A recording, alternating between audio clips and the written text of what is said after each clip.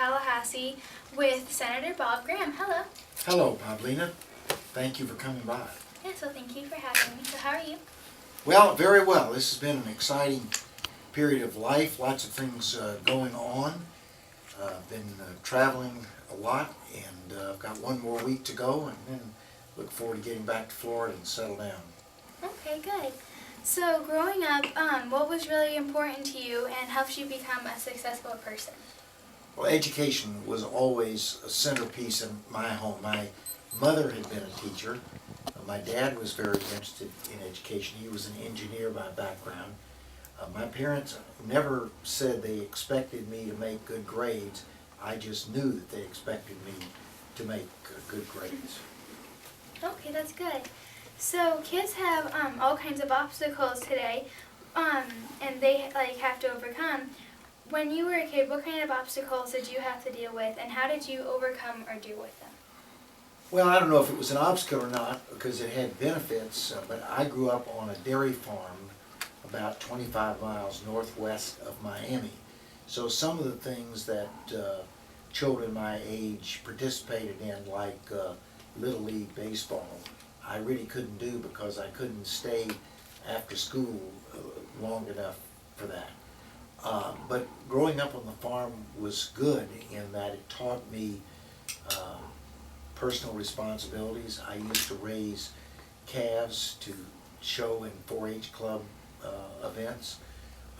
It taught me the importance of being able to have a lot of skills, because I learned a little bit about mechanics and about animal husbandry.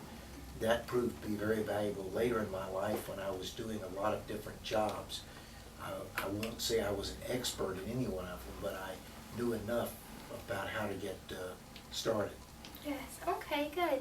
So I read your bio, and one of the things I found that was really cool, it was your work days. Where did you do the different jobs, and did you learn, how did you learn to do the different jobs, and were you ever a little nervous to do them?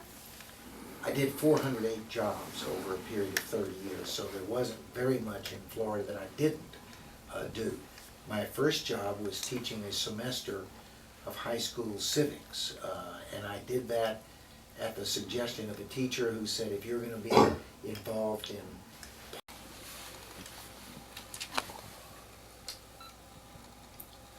Okay, so being a Florida representative, a Florida senator, and a Florida governor, and a U.S. senator, is there an office that you like the best, and why?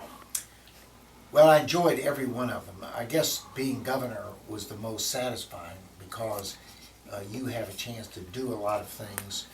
You can see whether they worked or didn't work. You have a chance to surround yourself with very talented people, such as one of our former chiefs of staff, Tom Herndon, and learn from them.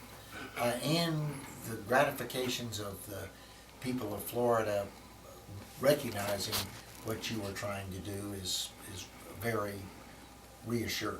Okay, that's really cool. So you've worked with a lot of great public figures. Is there one or two that were really super to work with, and what made them so special? Well, there are a lot of people that I worked with in state government that were super people and that were very special. One was another one of our chiefs of staff, Charlie Reed, who was an educator but acquired a lot of good political skills and was very good working with the legislature. He subsequently became chancellor of the state university system and is now chancellor of the California State University system. He would be illustrative of the quality of people that you get a chance to work closely with in this job. Yes, okay, that's really cool.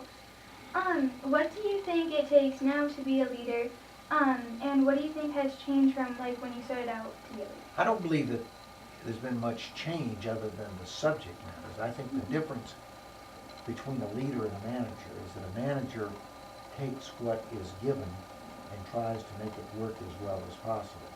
A leader, at his or her best, is questioning whether the status quo is acceptable or not, what would be a better outcome come and is leading the change to get to that better, newer way of approaching life or approaching the civic interest of the citizens. Okay, cool. So thank you so much, Dr. Thank you very much.